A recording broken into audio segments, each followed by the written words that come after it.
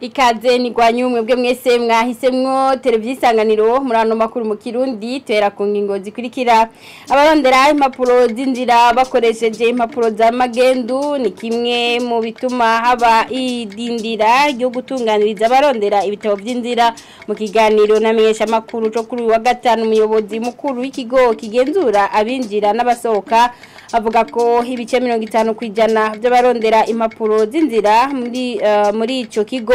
muri iyi misi basanga baca muri iyo nzira Maurice Mbonimpa akaba yamenyesheje ko hari abamaze gushengezwa imbere y'ubutungane n'abanonose ibijanye n'irondoka rijanye n'amagara meza barenga 2000 nta kazi bafise mu gihe muri bo abarenga 400 ari bo bafasha mu bitaro bitandukanye mu gufasha abavyeyi bibaruka Augustin Harushimana arongoye ishira hamwe ry'abanonose irondoka rijanye n'amagara meza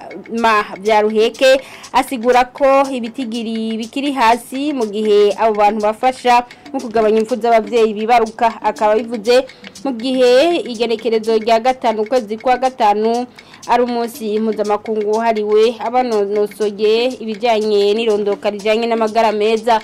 idonido ryano makuru ni mukanya sangwa ikaze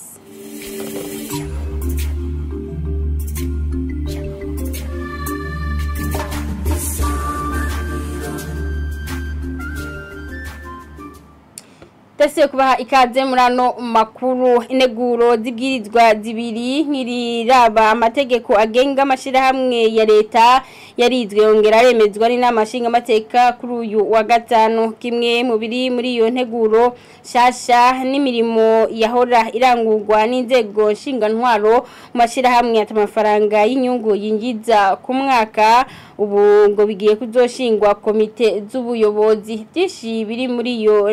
iyo nteguro y'ibwirizwa tubibwirwa na mugenzi wacu Honera Muco. Izo nteguro zibwirizwa zemejwe n'inama nshinga amateka iyambere ijanye n'ihindura ry'amategeko agenga amashirahamwe ya leta iyindi nayo ijanye n'integuro y'ibwirizwa rihindura amategeko akurikizwa n'ibisata vya leta bitunganiriza ibijanye n'intwaro hamwe n'ikigega mu mvo n'imvano umushikanganje hajerwe ubutungane Domine Banyankibona yasiguye ko vyagaragaye ko hari amabwirizwa n'amategeko atagihuye n'ibihe tugezemwo nk'itegeko bwirizwa ryo mu mwaka w'igihumbi kimwe n'amajana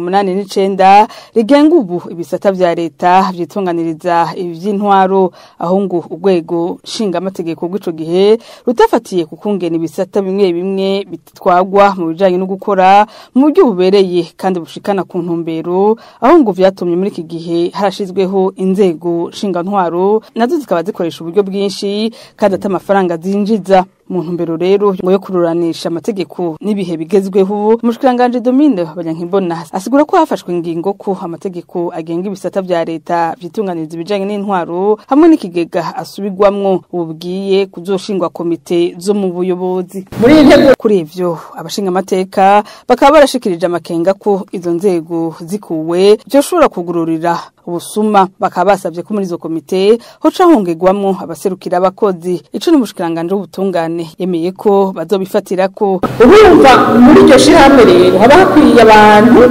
badakora muri iryo shirahamwe nyene baza gukondora bakaraba ati mbega dukora iki dufashanye gute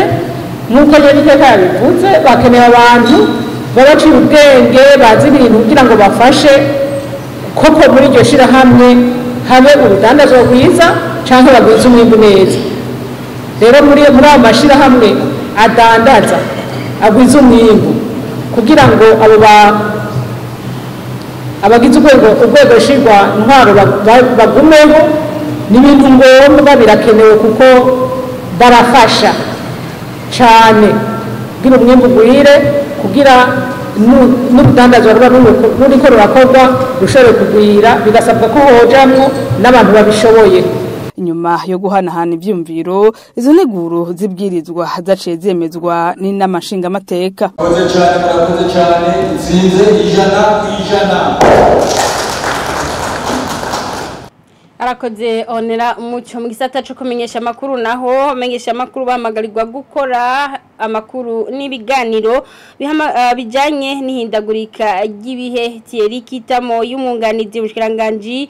ujejwe kumenyesha amakuru yabishikirije kuri uyu wa gatanu hahimbazwa umunsi mpuzamakungu wahariwe ubwigenge bwo kumenyesha amakuru akaba yamenyesheje kandi kumwuga wo kumenyesha amakuru ku isi urangwamwo rimwe na rimwe ingorane nk'uko biri mu cegeranyo ca Reporters sans frontières tumukurikire. Dans le monde entier, la liberté de la presse a connu certes des hauts et des bas, comme le prouve le rapport de Reporters sans frontières, et reste même aujourd'hui à l'épreuve dans certains pays, surtout les pays encore en crise. Dans notre pays,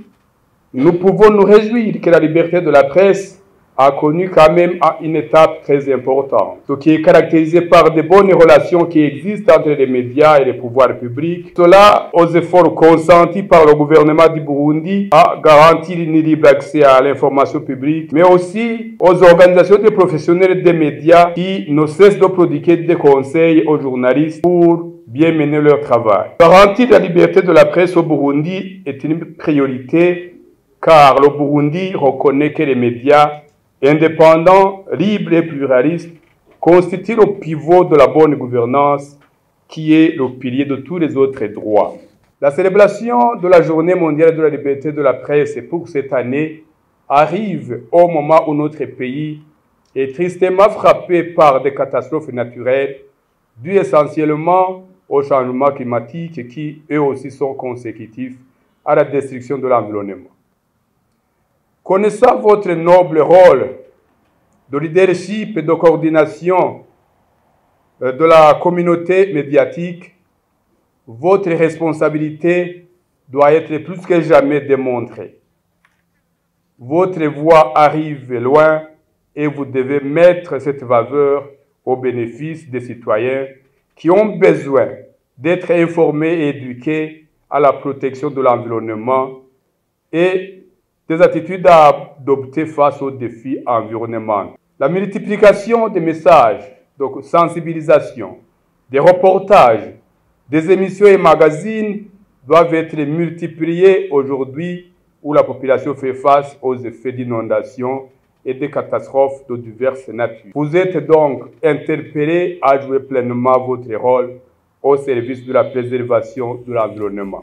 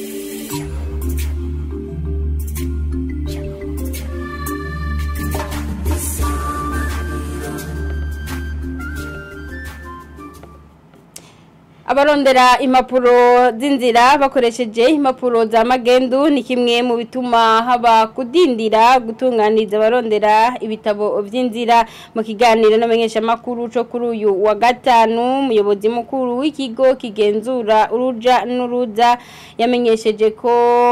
ibice 50% by'abarondera impapuro z'inzira muri ico kigo muri iyi minsi basanga baca bakoresha impapuro za magendo. Maurice Mbonimpa akaba yamenyesheje ko haramaze gucengezwa mu butungane, akavuga kandi ko ikindi gituma hibonekeza icegwa ry'impapuro z'inzira ari icikagurika ry'umuyaga nkuba. Ati naho biruko ariko arahumuriza ko impapuro z'inzira zikwiye. Tumukurikire.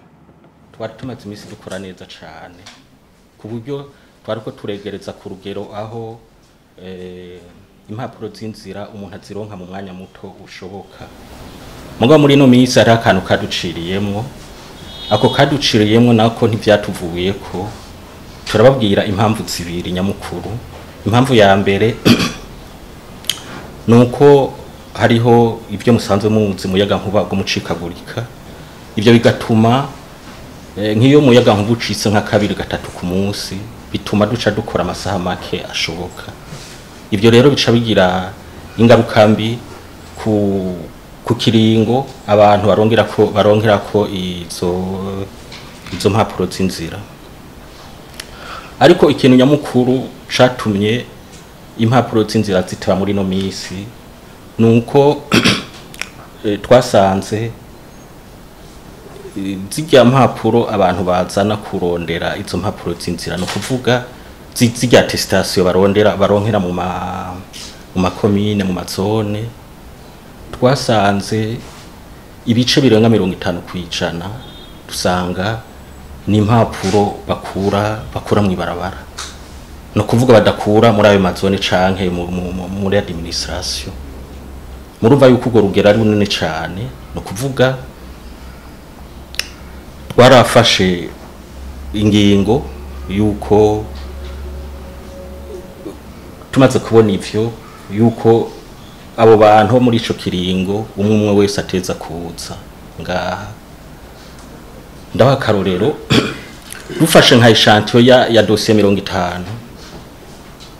tukazitwara muri mairie, twasanga impapuro z'ukuri ari nka 200 gusa. Tugiye mu mazone tukagenda nka mu Bwiza dutwaye nka dossier 50, hari aho twasanga izo zose atari z'ukuri. Twarakwiragiye rero mu mazone yose aho batangira izo mpapuro, dufashe tugereranije dusanga ibice 50% izo mpapuro bakoresha atariho bazikura mu ibarabara. Mu gisata c'amagara y'abantu naho abanonose ibijanye n'irondoka rijanye n'amagara meza barenga 2,000 nta kazi bafise, mu gihe muri bo abashika ku 400 aribo bafasha mu bitaro bitandukanye mu gufasha abavyeyi bibaruka. Augustin Harushimana arongoye ishirahamwe ry'abanonose irondoka rijanye n'amagara meza vya Ruheke asigura ko ibitigiri bikiri hasi mu gihe abo bantu bafasha mu kugabanya impfu z'abavyeyi bibaruka. Akaba bivuze mu gihe igenekerezo rya 5 kwezi kwa 5 ari umunsi mpuzamakungu wahariwe abanonose irondoka rijanye n'amagara meza. Tumukurikire. Mu Burundi dufite ibitigiri 2,845 bahejeje ivyo irondoka rijanye n'amagara meza bitwa abasage-femme. Ibitigiri by'ubushikanganje bw'amagara y'abantu mu 2022 vyerekana yuko abasage-femme 494 aribo bakora mu gisata c'abikorera utwabo hamwe n'igisata ca leta mu bushikanganje bw'amagara y'abantu. Abo rero ni bake kubahari kuko abashika 2,300 nta kazi bafise muri iki gihe. Ariko aho umusage-femme ari ivuriro ariko afasha kugabanya impfu z'abavyeyi n'ibibondo ku bice birenga 65% kwijana. Ni kuvuga yuko haba hari umwizero ko abakenyezi n'abana n'abigeme bagiye kwitabwaho n'uwabinonose. Ego hari intambamyi akarorero n'ubwo bushomeri, hama hari ugukarihirizwa ubwenge, hama hari amategeko nyene icubari umukuru w'igihugu aheruka gusinya agenga uyu mwuga ataraja mu ngiro. Nayo iciba intambamyi uko ubushikanganje bw'amagara y'abantu turacarindiriye uko bushira mu ngiro aya mategeko kugira ngo aba banonose irondoka rijanye n'amagara meza bakore bafise amategeko abagenga. Uwo arongoye iryo shirahamwe asaba leta kubashigikira mu gushiraho amategeko abagenga kandi ikaronsa ibitaro ibikoresho kugira ngo akazi gashobore kugenda neza n'ubunyene. Tumukurikire. Icivugo c'uyu mwaka cerekeye ivyihindagurika ry'ibihe canke ihindagurika ry'ibirere, aho bavuga ko uyu yanonose irondoka rijanye n'amagara meza ni inyishu kuri bajya bahuye n'ivyerekeye ihindagurika ry'ibirere. Uyu munsi ushitse mu gihe mu Burundi hari ivy'imyuzurire y'amazi, aho dusaba ko ubushikanganje bw'amagara y'abantu eka na leta muri rusange bo kwikora kuri aba banonose irondoka rijanye n'amagara meza, bagasanga imiryango iyo yatatanye yiri kubera ibi vy'imyuzurira, bakabaha inyigisho, bakabaha ivyerekeye